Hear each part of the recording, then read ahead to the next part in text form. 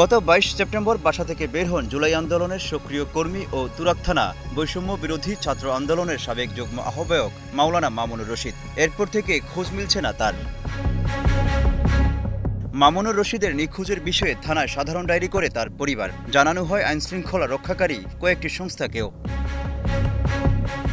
অবশেষে ঘটনার ৫ দিন পর পাওয়া গেছে মাওলানা মামুনুর রশিদকে। শুক্রবার দুপুরে পূর্বাঞ্চলের একটি মসজিদ থেকে তাকে উদ্ধার করে কুয়েত বাংলাদেশ মৈত্রী হাসপাতালে ভর্তি করে তুরাগ থানা পুলিশ।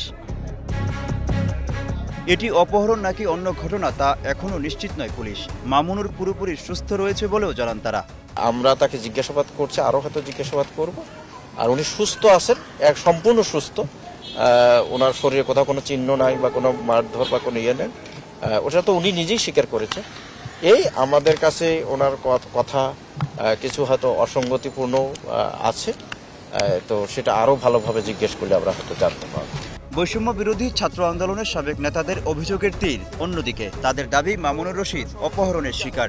মামুন ভাই যখন থেকে নিখোঁজ হয় তার আগের রাতে হচ্ছে ওনাকে থ্রেট দেওয়া হয় এবং সেই থ্রেটের কথা সরাসরি আমাকে এবং আমাদের বৈষম্য বিরোধী ছাত্র আন্দোলনের তুরাগ থানার যে সাবেক আহ্বায়ক নূর মোহাম্মদ ভাইকে সে ফোন দিয়ে জানায় ব্যাপারটা। এই ঘটনার সুষ্ঠু তদন্ত শেষে অপরাধীদের আইনের আওতায় আনার দাবি ছাত্রনেতাদের। Mohammad Omar Faruk, Star News, Dhaka.